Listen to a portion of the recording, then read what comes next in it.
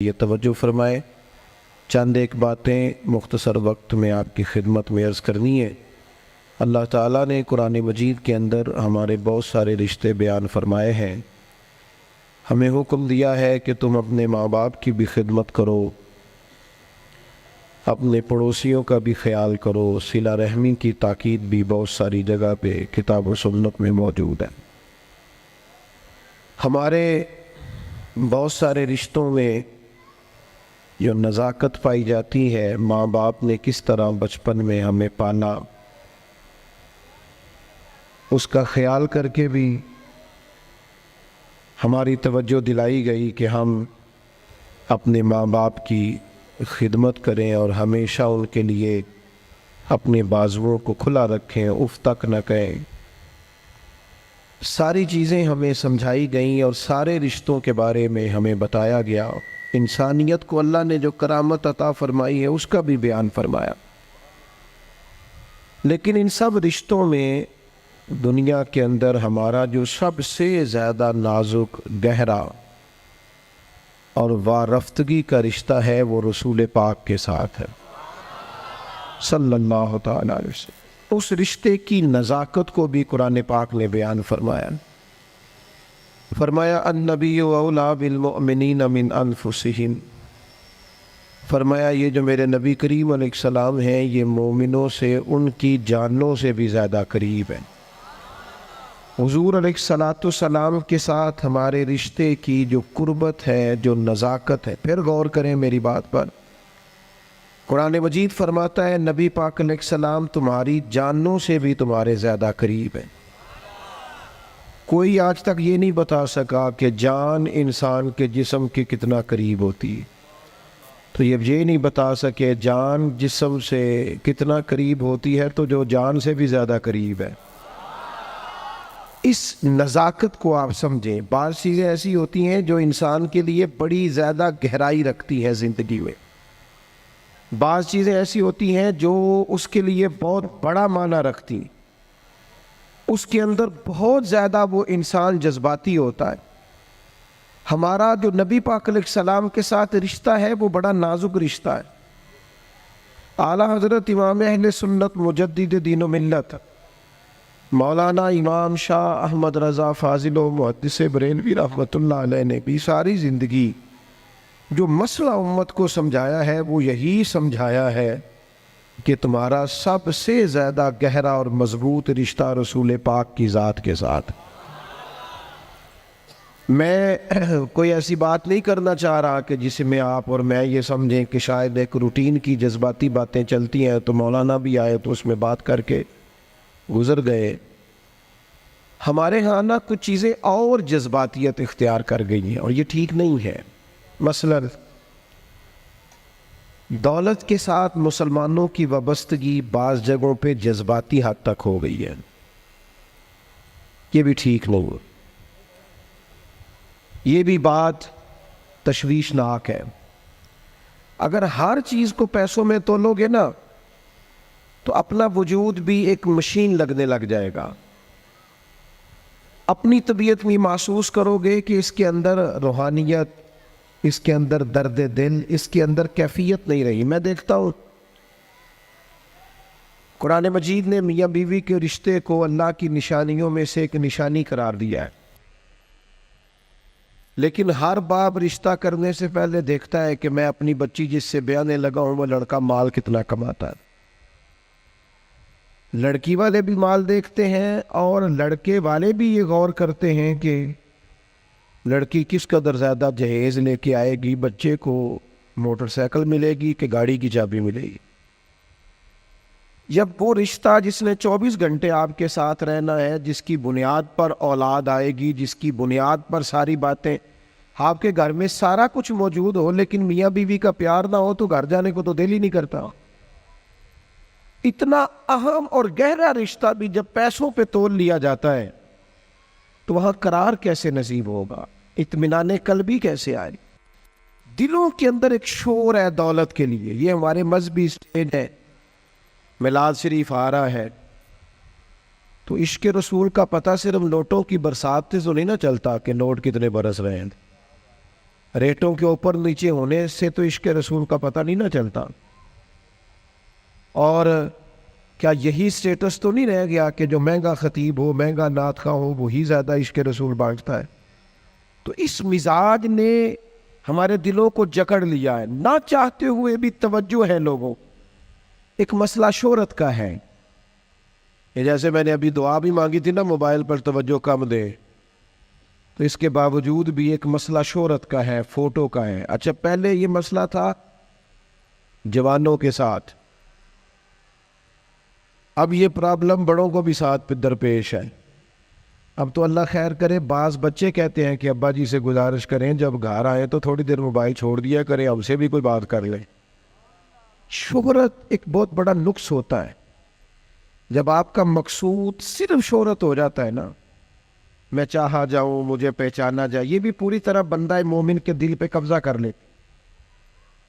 حضور علیہ الصلوۃ والسلام نے فرمایا انسان جیسے جیسے بوڑھا ہوتا ہے دو چیزیں جوان ہوتی، ایک چاہا جانے کی خواہش، ایک دولت کی خواہش. اور ایک مقام پر مزید وضاحت کر دی، فرمایا بھوکا بھیڑیا بکریوں میں چھوڑا جائے تو اتنی تباہی نہیں کرتا. بھیڑیا تو ویسے ہی خطرناک ہوتا ہے، اوپر سے بھوکا ہو. بھوکا بھیڑیا بکریوں میں چھوڑا جائے تو اتنی تباہی نہیں کرتا جتنی دولت اور شہرت کی محبت انسان کے باطن میں تباہی کرتی.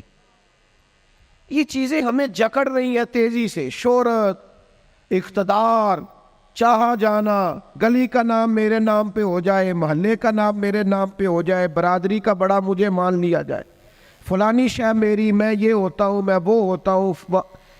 بات بھائی ان چیزوں کی تو جگہ ہی نہیں تھی تیرے دل میں، یہ کدھر سے آ گئیں؟ تیرے دل میں تو تیرے لیے تو نسخہ یہ تجویز کیا گیا تھا کہ تیری جان سے بھی زیادہ قریب رسول پاک ہے. تجھے تو صبح سے شام تک دیکھنا تھا کہ تو نے محبوب کی نعت کتنی پڑھی ہے، تو نے تو دیکھنا تھا دل میں تڑپ کتنی ہے رسول پاک کے لیے، حضور کی سنت کا، شریعت کا پاس کتنا ہے. صبح سے شام تک تو نے تو یہ سوچنا تھا کہ میں خدمت دین متین میں اپنا کردار کتنا ادا کر سکتا ہوں. تجھے زندہ رکھنا ہے، تیری روح کو اگر بچنا ہے تو وہ نبی پاک کی محبت سے بچے گی. مرکزی نقطہ فاضل بریلوی نے سمجھایا ہے ایمان کا، مرکزی نقطہ. سب لوگ کہتے ہیں دنیا میں صبح و شام دعائیں مانگی جاتی ہیں، یا اللہ با ایمان لے جانا، یا اللہ با ایمان لے جانا، یا اللہ با ایمان لے جانا، اللہ ایمان پہ خاتمہ کرنا. تو اعلیٰ حضرت فرماتے مجھے تو خاتمہ بالخیر کا پتہ بھی چل گیا کیسے ہوتا ہے. حضور کس طرح ہوتا ہے؟ فرماتے ہیں انہیں جانا، انہیں مانا، نہ رکھا غیر سے کام. اس پر ایک نتیجہ مرتب ہوا ہے، وہ بھی اگلے مصرے میں بیان کرتے ہیں. فرماتے ہیں کہ انہیں جانا اور انہیں مانا، پھر نہ رکھا غیر سے کام. تو نتیجہ کیا نکلا؟ للہ الحمد، میں دنیا سے مسلمان گیا، پھر شکر ہے اللہ کا میرا ایمان سلامت رہا. ہم اگر اپنے دل کو اس محبت میں لے آئیں گے نا میرے بھائی، تو پھر نہ رکھا غیر سے کام.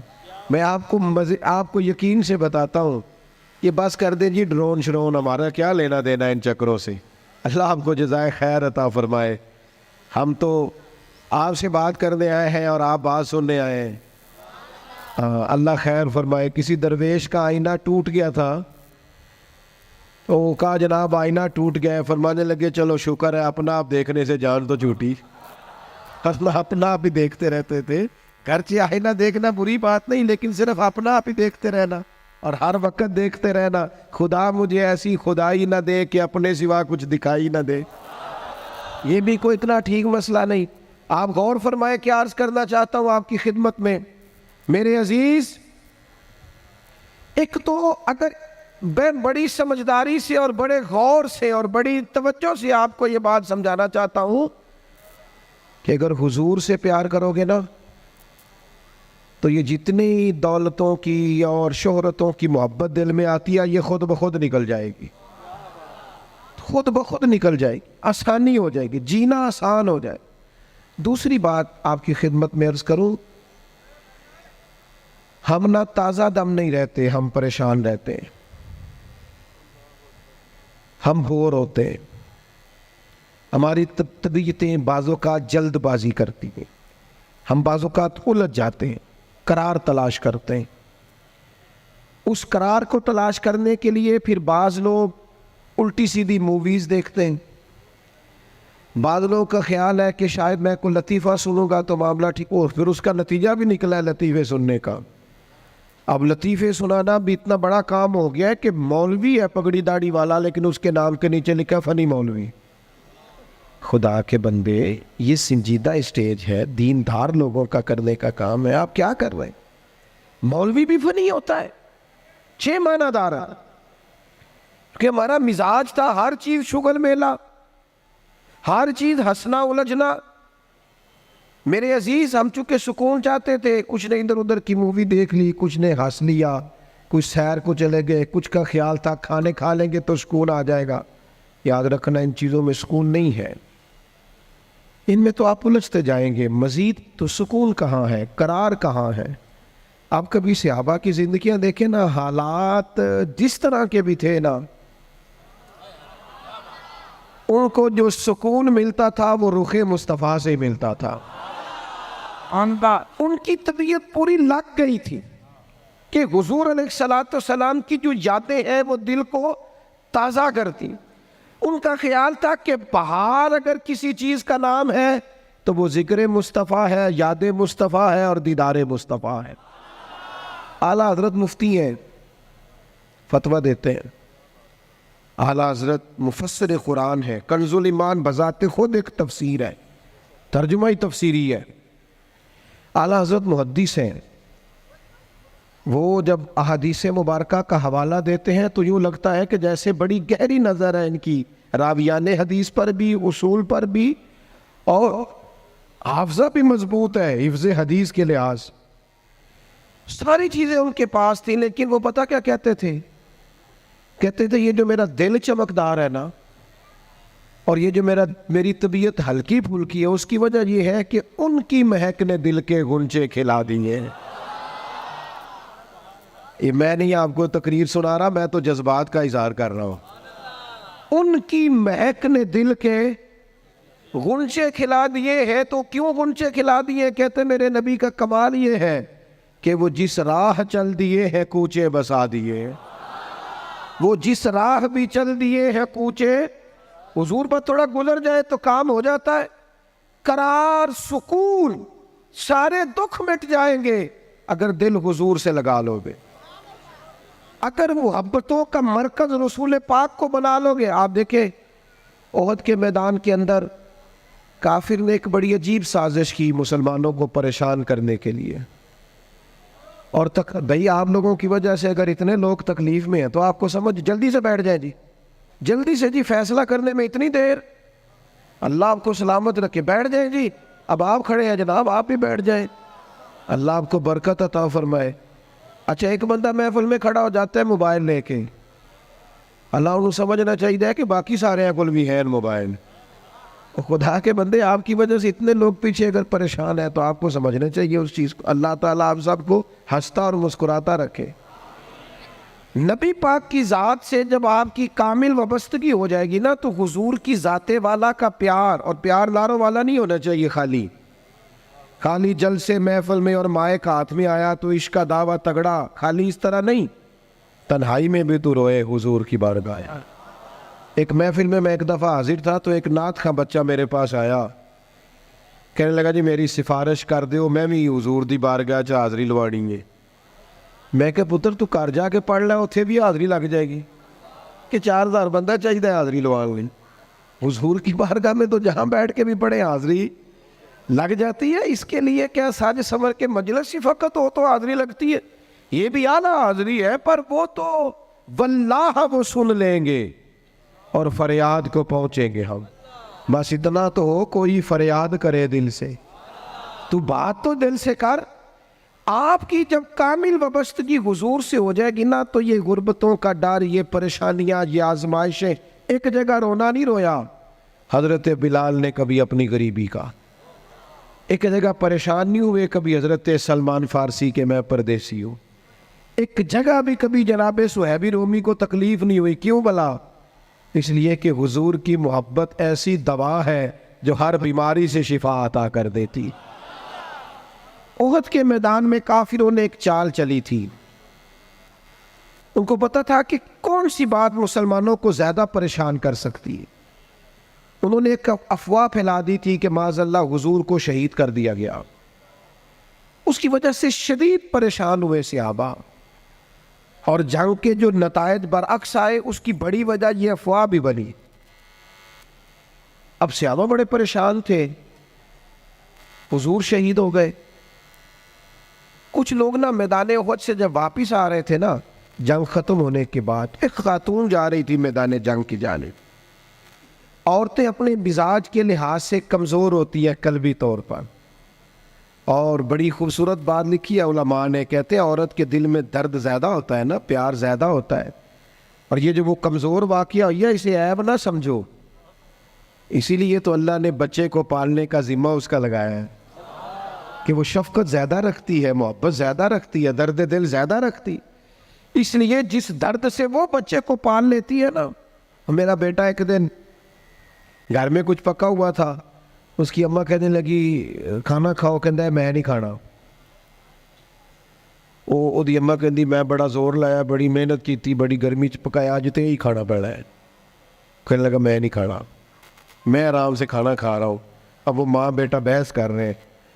تھوڑی دیر گزر گئی تو مینوں کہندی تسی کیوں نہیں بول دے؟ میں کہا مینوں پتہ ہے کنے جیتنا ہے، تھوڑی دیر بعد کھلو جاؤ، مینوں پتہ ہے کنے جیتنا ہے۔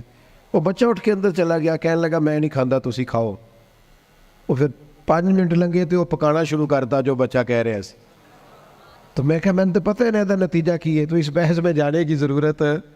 اس لیے کہ ماں اولاد کے سامنے ہمیشہ ہی ہار جاتی ہے۔ وہ اولاد کے سامنے جیت سکتی، وہ نہیں جیت سکتی نا۔ شفقت ایسی ہے، عورتیں مزاج کے لحاظ سے اللہ تعالیٰ نے نرمی دی ہوتی، اس کو عیب نہ جانا جائے، یہ اللہ تعالیٰ نے انہیں ودیت کی ہے چیز۔ تو خاتون جا رہی ہے میدان احد کی جانب، وہاں سے صحابہ آ رہے، تو خاتون پوچھتی ہے صحابہ سے حضور کا کیا حال ہے؟ تو ایک صحابی اپنے لہجے میں گویا کہنے لگے خبر مشکل ہے پر تجھے سنانی بھی ضروری ہے، اس جنگ میں تیرے بھائی کا انتقال ہو گیا ہے۔ بہن کے لیے اس سے بڑی بھی کوئی خبر ہوگی کہ بھائی کا انتقال ہو گیا؟ وہ خاتون نے یہ خبر سنی، اِنَّا لِلَّهِ وَإِنَّا إِلَيْهِ رَاجِعُونَ پڑھا، آگے گزر گئی، اگلے صحابی سے جا کے پوچھتی ہے حضور کا کیا حال ہے، اور بے چین ہے، دوڑی جا رہی۔ یہ میری بات کو سمجھے آپ، کسی ایک جگہ جب آپ کی محبت کا غلبہ ہوتا ہے تو پھر بعض غم لگتے ہی نہیں، آپ کی کیفیت ہی اور ہوتی ہے زندگی گزارنے میں۔ آگے بڑھی، ایک اور صحابی ملے، ان سے پوچھتی ہے حضور کا کیا حال ہے، تو کہنے لگے میرے پاس تیرے لیے ایک بڑی سخت خبر ہے، تیرے شوہر کا انتقال ہو گیا۔ اس نے تھوڑی دیر کے لیے خاموشی اختیار کی، اللہ کی رضا پہ راضی رہنے کے کلمات ادا کی اور آگے بڑھی۔ ایک اور شخص سے سوال، یہ ذرا سوچتے جانا، یہ خبریں اگر اچانک ملیں، بھائی چلا گیا ہے، باپ چلا گیا ہے، اس کو سوچنا، اپنے اوپر طاری کرنا، خدا نہ کرے ایسا ہو، پر جب خبر ملے تو کیفیات کیا ہوتی ہیں۔ وہ خاتون آگے بڑھی تو ایک شخص اور ملا، پوچھتی ہے ذرا بتاؤ نا حضور کا کیا حال ہے؟ تو کہنے لگے میرے پاس تیرے لیے خبر ہے کہ تیرے والد بھی اس جنگ میں شہید ہو گئے۔ بیٹیوں کا تو میکا ہی باپ سے ہوتا ہے، ماں سے ہوتا ہے، والد چلے گئے۔ تھوڑی دیر کے لیے گردن جھکی، کلمات ادا کی، اور پھر پوچھتی ہے صحابی سے والد چلے گئے، بھائی چلے گئے، شوہر چلے گئے، مجھے بتاؤ کہ میرے نبی پاک کا کیا حال ہے؟ وہ صحابی کہنے لگے الحمدللہ میں زیارت کر کے آیا ہوں، رسول پاک بالکل ٹھیک ہے، حضور خیر سے ہیں، کرم میں ہیں، رب کے فضل میں، محبوب ٹھیک ہے، میں چہرہ نور کو دیکھ کر کے آیا ہوں۔ تو اس خاتون کا جملہ کتنا انوکھا ہے، اور سارے غم دور کرنے کے لیے رنگ کتنا عجیب ہے۔ وہ خاتون کہنے لگی میرے اوپر اچانک خبریں آئی ہیں، غموں کے پہاڑ ٹوٹے ہیں، لیکن اگر حضور موجود ہے تو پھر کوئی غم ہے ہی نہیں، پھر کوئی دکھ ہے ہی نہیں۔ او کچا رنگ للاری والا جیڑا چڑھدا تے لیندا رہندا، اے عشق تیرے دا رنگ محمد چڑھ جائے پھر نہیں لیندا۔ یہ اتنا پکا چڑھ گیا ہے کہ اب کوئی اور تکلیف رہی نہیں۔ میرے عزیز یاد رکھنا، یہ سارے غم دور ہو جائیں گے، یہ سارے غم۔ کیا کہتے ہیں اعلیٰ حضرت؟ ان کے نثار کوئی کیسے ہی رنج میں ہو۔ یہ دیکھو، یہ پیچھے احادیث کا ذخیرہ ہے اور پھر امام کا طریقہ سمجھانے کا۔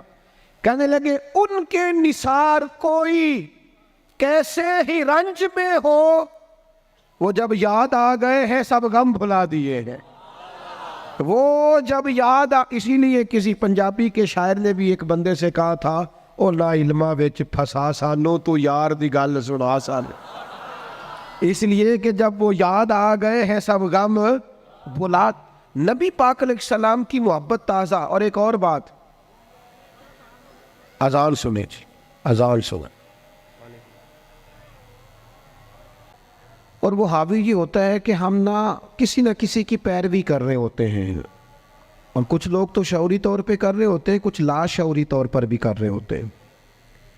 ہم کسی نہ کسی شخص کے نقش قدم چل رہے ہوتے ہیں، بلکہ ہماری زبانوں پر ڈھیر سارے لفظ ایسے ہوتے ہیں جو ہمارے ذاتی نہیں ہوتے، وہ ہمارے کانوں میں کبھی ٹکرائے اور ٹھہر گئے، پھر وہ ہماری زبان پر جاری ہو گئے۔ ہم شعوری اور لا شعوری طور پر کسی کے، یہ جو لوگ بالکل باغیانہ گفتگو کرتے ہیں نا اپنے ماحول سے، سخت بغاوت کی، ان لوگوں نے بھی کسی ایسے شخص کی صحبت اٹھائی ہوتی ہے جس کا مزاج یہ نہیں ہوتا۔ یہ جو لوگ بہت زیادہ زندگی میں شکوے پیدا کر لیتے ہیں، اور شکوہ جو ہوتا ہے یہ بندے کو بے چین رکھتا ہے، شکر جو ہوتا ہے یہ بندے کو سکون میں رکھتا ہے۔ خدا جانے بلندی ہے کہ پستی پر جہاں میں ہوں وہاں کوئی نہیں ہے۔ انسان جب مقام شکر پہ آتا ہے تو اطمینان قلبی اسے حاصل ہوتی ہے، اللہ کی نعمتوں کو یاد کرتا ہے، اس کی زندگی اور طرح کی ہو جاتی ہے۔ ہم کسی نہ کسی شخص کی پیروی کرتے ہیں، کسی نہ کسی کے پیچھے چلتے ہیں۔ دنیاوی طور پر اگر ہم کسی بندے کی پیروی کریں گے، عام لوگوں کو اپنا آئیڈیل بنائیں گے، تو ظاہر ہے کہ انبیاء علیہم السلام کے علاوہ، فرشتوں کے علاوہ معصوم کوئی نہیں ہوتا، کہیں نہ کہیں کمزوری رہ جاتی ہے۔ تو بعض اوقات بہت لوگ تیزی کے ساتھ آگے بڑھتے ہیں، مایوس ہو کے لوٹتے ہیں۔ صحابہ کرام نے نبی پاک کی قربت کے رشتے کو اس طرح نبھایا کہ انہوں نے ہر حال میں پیروی کی تو مدینے والے رسول کی تھی،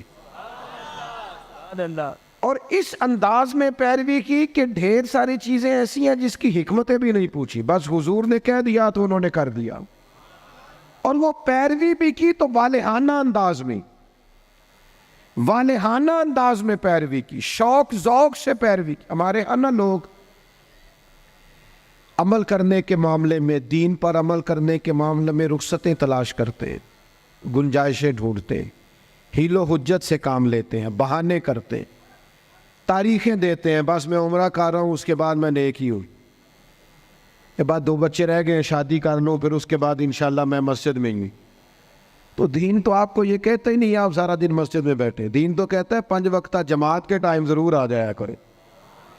ہم بہانے کرتے ہیں، اور بہت سارے لوگ ایسے ہیں۔ میلاد منانے کا سب سے بہترین وقت پتہ کیا ہوتا ہے؟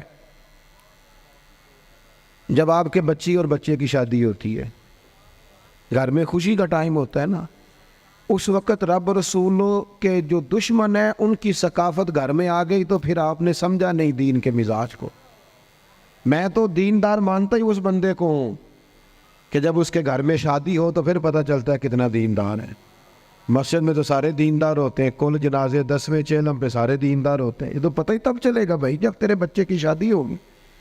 اب تو شریعت کے تقاضے کتنے پورے کرتا ہے، تیری خوشیوں میں اللہ رسول کا ذکر کتنا ہے، اب تیری توانائی کا پتہ چلے گا کہ تو نے برادری سے، قبیلے سے، رسموں سے بغاوت کر کے نبی پاک کی پیروی کی ہے، یا تو حضور کی شریعت ایک طرف تھی اور رسم و رواج ایک طرف تھے اور تو رسم و رواج کا قائل ہو گیا۔ صحابہ کی زندگی کا معیار ہی یہ تھا کہ قبیلے کچھ کہتے تھے، علاقے کچھ کہتے تھے، ماں باپ کچھ کہتے تھے، باقی سارے کچھ کہتے تھے، لیکن وہ کہتے تھے ہم نے تمہارے رنگ ڈنگ نہیں دیکھنے، ہم نے تو مدینے والے کی محبت کے رنگ دیکھنے ہیں۔ بغاوت کی ان لوگوں نے، بغاوت۔ لوگ کہتے ہیں جی سارے یہ کر رہے ہیں، نیکیاں جمہوری ہوتی ہیں؟ ملک جمہوری ہے، نیکیاں نہیں جمہوری ہوتی کہ سارے کریں گے تو پھر میں کروں گا۔ نیکی نیکی ہوتی ہے۔ جناب صدیق اکبر کو پتہ چل گیا نا حضور کی غلامی کرنی ہے، پھر انہوں نے باقی شہر کا انتظار نہیں کیا کہ وہ بھی کلمہ پڑھے گا تو پھر میں پڑھوں گا۔ انہوں نے کہا بس ختم ہو گئی بات، ہمیں سمجھ آ گئی ہے، اب ہمیں کسی اور کی ضرورت نہیں، ہم دروازہ رسول کی غلامی کرتے رہیں گے۔ میرے عزیز، والہانہ انداز میں حضور کی غلامی، جہاں نبی پاک کا فرمان آ گیا کسی اور چیز کی ضرورت نہیں، جہاں حضور کے دین کی بات آ گئی فقط دین اسلام پر عمل ہوگا۔ جب تک یہ مزاج نہیں بنتا، ہم یہ ابھی کچھ عرصہ پہلے کی بات ہے، لمبی نہیں، فیملی میں برادری میں شادی تھی قبیلے میں ہمارے عزیزوں میں، تو میرے دادا جان سے مشورہ لیا انہوں نے کہ میرج ہال میں شادی کرنی ہے، تو دادا جان ناراض ہو گئے، کہنے لگے کڑیاں کرو ٹوری دیا نے، میرج ہال نہیں جانا۔ یہ بھی 15-18-20 سال پرانی بات، لیکن اس کے بعد میرج ہال کا رواج آیا تو دیہاتوں میں بھی بن گئے میرج ہال، کوئی حرج والی بات بھی نہیں، کوئی ایسی سخت بات نہیں، لیکن ایک آپ کو بات سمجھا رہا ہوں کہ ہر آنے والا رواج ہم پر حاوی ہو جاتا ہے کہ نہیں ہو جاتا۔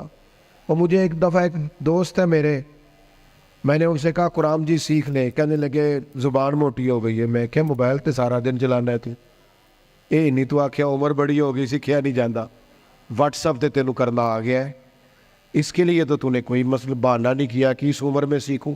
یہ دفتروں میں کل آیا، ابھی دفاتر کے اندر ابھی تھوڑا عرصہ پہلے کمپیوٹر آیا، ورنہ رجسٹر ہوتے تھے اسی پر ہی کام ہوتا تھا۔ مجھے بتاؤ کمپیوٹر آیا تو کیا جن ملازمین کو 25 سال ہو گئے تھے ڈیوٹی کرتے انہوں نے ریزائن کر دیے کہ ہم سے نہیں سیکھا جاتا چھٹی؟ کیے لوگوں نے کورسز کیے، سیکھا ہے۔ عمر کا کیا معنی؟ بہانے کرتے ہو؟ حضور کی محبت کی کوئی عمر ہوتی ہے؟ اس عمر میں بچے آئے تو وہ بھی غلامی کر رہے ہیں، بوڑھے آئے ہیں تو وہ بھی غلامی کر رہے ہیں۔ تو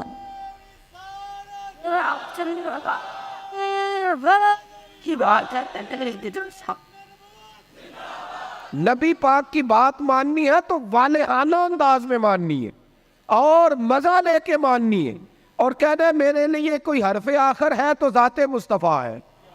حضور جمعے کا خطبہ دے رہے تھے، ایک شخص کھڑے ہو گئے تو نبی کریم نے نا جمعہ پڑھاتے پڑھاتے فرمایا بیٹھ جاؤ۔ ایک بندے سے کہا تھا، نام نہیں لیا، اور حضور کا طریقہ تھا کبھی بھی سمجھاتے نا تو بائی نیم بات نہیں کرتے، مطلق لوگوں کو کیا ہو گیا، بیٹھ جاؤ۔ اس ایک بندے سے کہا تھا بیٹھ جاؤ، ایک ذرا اس کونے میں تھے، مسجد کی گلی میں تھے، ان کے کانوں میں آواز گئی بیٹھ جاؤ، وہ وہی بیٹھ گئے۔ ایک بنو غنم میں قبیلے میں تھے، ان کے کان میں آواز گئی بیٹھ جاؤ۔ انہوں نے ساتھ والے سے پوچھا نہیں کہ آپ کو تو نہیں کہا؟ کس کو کہا جا رہا ہے؟ کانوں میں آواز گئی بیٹھ جاؤ، تو جہاں کوئی تھا وہ وہی بیٹھ گیا۔ نماز کے بعد محبوب نے پوچھا آپ کہاں تھے، آپ کہاں تھے؟ آپ حضور آواز آئی تھی بیٹھ گیا، بیٹھ گیا، بیٹھ گیا۔ جس کے کانوں میں آواز آئی وہ بیٹھ گیا۔ تو کریم فرمانے لگے نہ آپ سے کہا، نہ آپ سے کہا، نہ میں نے تو ان سے کہا تھا۔ عرض کی حضور آپ نے نام تو نہیں نہ لیا، ہم نے نہ کبھی قطرے پہ غور کیا اور نہ دریا دیکھا، بس جہاں تیری جھلک دیکھی وہیں ڈوب گئے، اور سانو قید سجن دا گہنا ہے، او جینج رکھے او جرہن آئے۔ میں کہا بیٹھ جاؤ، لہذا بیٹھ گئے۔ بہانے بازی کرتے۔ ایک نوجوان سے میں نے کہا داڑھی رکھ لو، وہ کہنے لگا آپ دعا کریں۔ میں نے کہا روٹی بھی میری دعا سے ہی کھانا شام سے، دعا اس کے لیے آپ دعا کرا رہے ہیں؟ بھئی تو حضور سے پیار کرتا ہے، اور یہ میرے نبی پاک کی میرا دل کرتا ہے، آپ اتنے سارے آئے ہیں۔ کہا یکم ربیع الاول کے بعد جوان داڑھی نہ مڑائے، اور کوئی پوچھے کہ داڑھی رکھ لی ہے، کوئی یہ میلاد پہ رکھی ہے، یہ میں نے میلاد منایا ہے اپنے نبی پاک کا۔ میرا دل کرتا ہے خاتون پردہ شروع کر لے، اور یکم ربیع الاول سے برقع اوڑھ لے، بلا ضرورت بلا مجبوری گھر سے نکلنا چھوڑ دے۔ اور جب کوئی اس سے کہے کہ آپ نے تو ماشاءاللہ پردہ شروع کیا، تو کہے وہ حضور کا میلاد آیا نا۔ اللہ کرے اس سال لوگ کہے کہ میں نے میلاد پہ کہا تھا، آج کے بعد سچ بولنا ہے، اس لیے کہ سچے نبی کا میلاد آیا ہے۔ اللہ کرے ذہن بن جائے آج کے بعد دیانتدار رہنا ہے، اس لیے کہ میرے نبی کا سب سے پہلے لوگوں کو تعارف ہی یہ ہوا تھا کہ سچ بولتے ہیں، دیانتداری کرتا ہے۔ اللہ کرے یہ سوچ بن جائے، ہم بہانے چھوڑ دیں۔ اور اگر آپ یہ کہ سوسائٹی کر رہی ہے تو ہم سوسائٹی کے غلام نہیں، ہم رسول پاک کے غلام۔ اگر آپ کہیں معاشرہ کر رہا ہے تو ہمیں معاشرے سے کیا لینا دینا، ہمارا تو سارا تعلق ذات رسول کے ساتھ ہے۔ اپنی زندگی کو پوری طرح سمیٹے اور دروازہ رسول پہ لے آئے۔ پتہ ہے آپ کو، حضور نے فرمایا جب امتی نماز پڑھتا ہے تو میری آنکھیں ٹھنڈی ہوتی، تجھے مزہ نہیں آتا سجدے میں، تو سجدہ کرتا ہے تو حضور کی آنکھیں ٹھنڈی ہوتی۔ اور میں نے آپ سے اپیل کرنی ہے کہ آپ جب نماز کے لیے کھڑے ہو تو موبائل سائلنٹ نہیں کرنا ہے، اس کو بند کرنا ہے، کیونکہ سائلنٹ بھی توجہ اپنی طرف کراتا ہے، اور ہم نے توجہ ادھر ادھر کرنی نہیں، رب کی بارگاہ میں آ گئے۔ یہ پورا میلاد کا مہینہ کوئی کہہ ہی دے گا نا آپ کو کہ بڑی تسبیح پڑھ لی دے، لیکن یہ پورا مہینہ نا موبائل جیب میں تسبیح ہاتھ میں، انشاءاللہ تو کہہ دے، اور سارا دن درود پڑھنا ہے رسول پاک۔ درود پتہ فائدہ کیا کرتا ہے؟ زبان کو میٹھا کر دیتا ہے، دل کو نرم کر دیتا ہے، روح کو تازہ کر دیتا ہے، اور ایک دفعہ پڑھو تو 10 رحمتیں آتی ہیں، 10 رحمتیں، اور پڑھتے رہو تو دائیں بائیں رحمت ہی رحمت رہتی ہے، ہر وقت ہی رحمت، ہر وقت ہی رحمت، ہر وقت ہی کمال۔ اپنا دل پورا لگا لو درود پاک کے ساتھ۔ اور ہر سال کہتا ہوں، اس سال بھی کہتا ہوں، میلاد پہ بھی نا تیروں کے، درویشوں کے، یہ سارے تو کہتے ہیں میلاد میں، سارے کہتے ہیں جی میلاد شریف کا لنگر ہے جی شفا والا، کہتے ہیں نا سارے، پھر کوئی عرض نہیں انشاءاللہ تعالیٰ، جو ساری قوم کھائے گی نعت خواہ بھی وہی کھائے گا انشاءاللہ۔ شفا والا جو ہوا، پیر صاحب، خطیب صاحب، درویش صاحب سارے کھائیں گے وہی شفا والا لنگر۔ وہ میلاد والے دن بھی غریبوں کو تم لنگر صحیح کر کے نہیں دیتے، وہ بھی وی آئی پیز کا لنگر ہی رہ جاتا ہے۔ خدا را اچھا کر کے تم کھانا بناؤ، اور جب وہ لنگر پکاؤ تو کوشش کرو کہ غریبوں کو بلا کے دسترخوان پہ بٹھاؤ۔ وہ ماڑا جدے بچے بوٹیاں نہیں کھاندے پوچھے گا نا اپنے والد نو کہ ابا جی اج بڑیاں رج رج بوٹیاں لبدیاں پئیاں، تو کمال ہو گئی ہے، یہ بریانی کمال ہے کیا؟ تو ہو سکتا ہے ابا رو ہی پڑے، غریب آدمی ہو، پتر اج تینوں کوئی نہیں ڈکن لگا تو رج کے کھاج میرے نبی پاک دا ملایا دے۔ لیکن یہ بھی تم نے وی آئی پیز الگ کر دیے، امیر الگ کر دیے، اس کا لنگر یہ ہے، اے ساڈا مہمان خصوصی، اس کو کیوں نہیں مہمان خصوصی بناتے جس کو 25 سال ہو گئے فجر کی اذان پڑھے؟ اس کو کیوں نہیں مہمان خصوصی بناتا جسے 30 سال ہو گئے ہیں مسجد میں جھاڑو دیتا ہے؟ وہ نہیں مہمان خصوصی بن سکتا؟ صرف اس کے ہاتھ میں نوٹوں کی دکھی نہیں، کرو مت ہے اہل دول رضا، پڑے اس بلا پہ میری بلا، میں گدا ہوں اپنے کریم کا، یہ میرا دین پارائنا نہیں۔ حضور کے غلاموں سے پیار کرو، اور میلاد مبارکہ میں غسل پیدا کرو، اور تازگی پیدا کرو، اور کسی غریب کی بیٹی کی بیاہ کی کوشش کرو، تاکہ رسول پاک علیہ الصلوۃ والسلام کی امت اس بات سے فائدہ اٹھائے کہ حضور کا میلاد شریف آیا۔ کوئی ایسا کام نہ کرنا جس سے محسوس ہو کہ کوئی میلاد نہیں منایا جا رہا، اپنا آپ دکھایا جا رہا ہے، کوئی کام نہ کرنا اس میں تو درویشی۔ مجھے ایک دفعہ میلاد شریف کے موقع پہ میرے کسی دوست نے میلاد ریلی پہ لکھ دیا زیر قیادت، میں نے کہا حضور کے نام کا جلوس اور میں قیادت کروں گا؟ چلے نظم ہوتا ہے بعض اوقات کہ یہ بندہ آگے چلے گا یہ پیچھے چلے گا، ورنہ یہ حضور کا میلاد ہے، جو سب سے پیچھے چل رہا ہے وہ بھی محبوب کی نظر میں اتنا ہی زیادہ معتبر ہے اتنا کہ سب سے کوئی آگے چلنے والا۔ اس لیے اپنے لہجوں میں حضور کی محبت پیدا کرو، عشاء پڑھے بغیر نہ سونو، اور آج تگڑا الارم لگانا ہے انشاءاللہ فجر باجماعت پڑھنی ہے انشاءاللہ تعالی، اور صبح کی فجر سے ارادہ کرنا ہے کہ فجر کے بعد پہلے تلاوت ہوگی، پھر حضور کی ذات پہ درود پاک ہوگا۔ اور ایک چھوٹی سی بات اور عرض کرنی ہے، خوشی کے موقع پہ اپنوں کو نہیں بولنا۔ اب بیٹا بیٹھ جاؤ، تشریف رکھو، اللہ آپ کو سلامت رکھے۔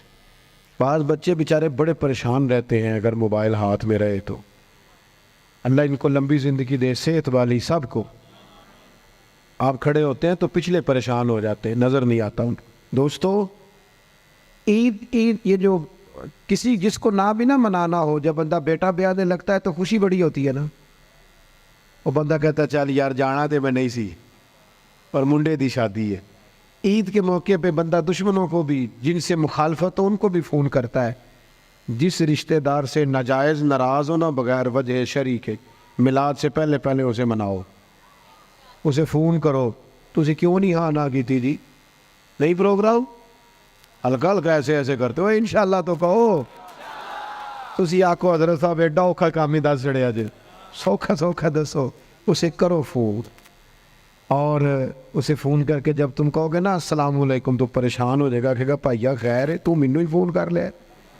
تو اسے کہو نا، پھر اسے کہو نا میں نہیں سی کرنا، عشق لگا سی کھیڈاں کھیڈ دیو، اے کھیڈاں ہن بھول گئیاں، کجل پایا سی یار دے ویکھنے، پھر او دی یاد وچ روندیاں ہی ڈول گئیاں، پر حیدر شاہ اس گلی کدے نہ رول دی، میں تینوں کدوں فون کرنا، میری بھی کوئی آکڑ ہے معاذ اللہ، پر ہن کرنا ہے کیونکہ حضور کا فرمان ہے۔